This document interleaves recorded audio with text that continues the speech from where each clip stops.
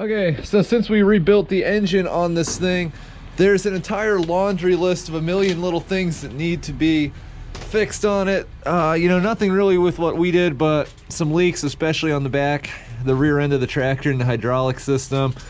And hoping to be able to mess with that this winter, but honestly, I'm not entirely sure if I'll ever get around to it. Now, okay, I gotta top that off. Oh yeah, it's got oil.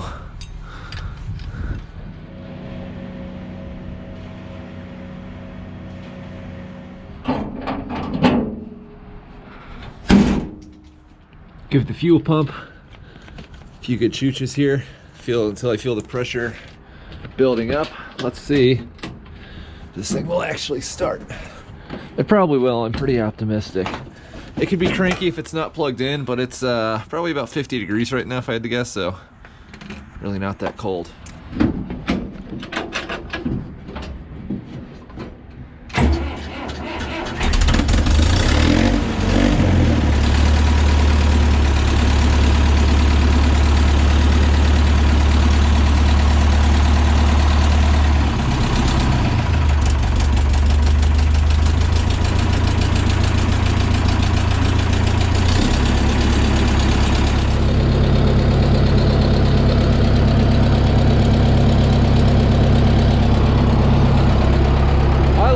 Stuff. If I had to do it again, there's a good chance this would be all I'd buy.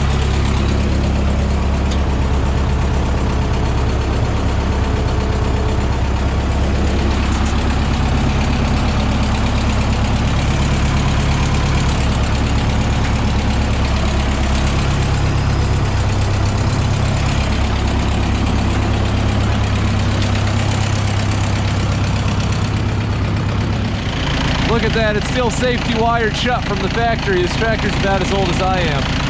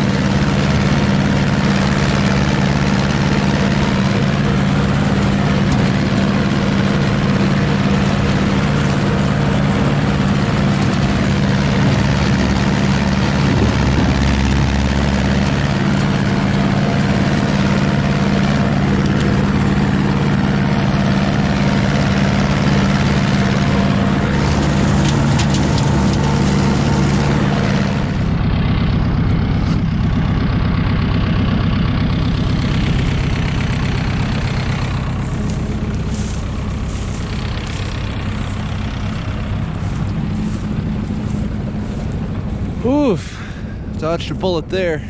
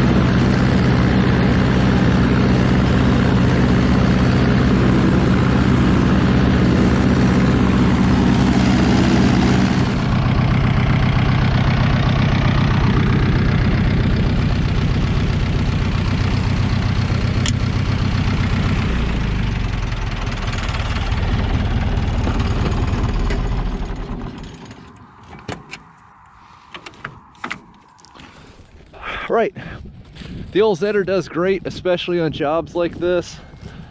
The core of it is very reliable. A few little things it needs. I really want to build it a roll bar and mount a couple giant, like 3 or 4 foot wide LED light bars on it.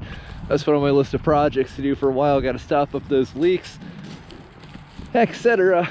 But yeah, it's one of those machines you can just fire up and, you know, the bones of it are solid as a rock.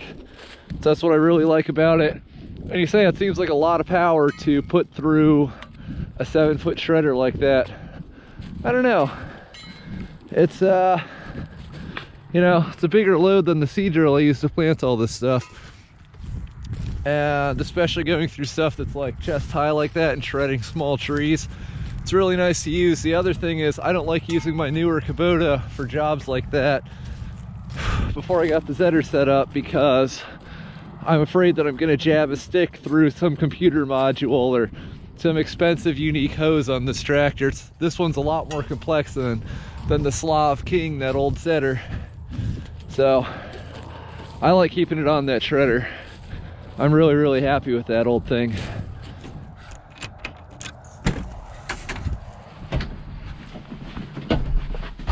Gotta get this thing on the... Ah, it stinks like fertilizer in here.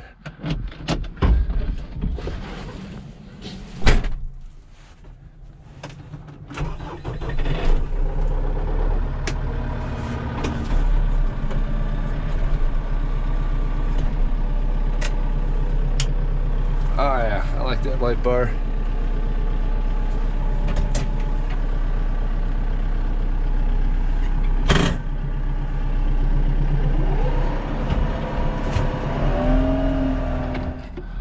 Finally done with everything out here. I mowed the last of the drainage ditches, which you need to be extremely careful about, of course, using an open station tractor without a roll bar. But they're pretty shallow, not very steep drainage ditches, and I told myself if the pucker factor ever got too high, I would leave them. And in fact, there are entire places on this property that are like a 40-degree solid slope, and I'm obviously not going to be mowing those. But I did get a lot done. I got those 2 large drainage ditches done, and then a whole bunch of areas up here. And also I've been watching some coyotes run around out over here, which is interesting because their neighbors have some cows. Wait, what is on this camera? All right, yeah, so, okay, what's the best way out of here? Man, I sure am glad that I got the 4x4 truck, because it was expensive at the time, but I'm really thankful I have that every time I'm in a situation like this where it's been recently raining. We're about to go up a fairly substantial little hill, and I'm pulling probably 12 or 14,000 pounds between all that equipment and the trailer. Oh no, are we gonna make it out of here? Oh, we're slipping. Okay, I'm just gonna let this thing. All right. I think we're in business.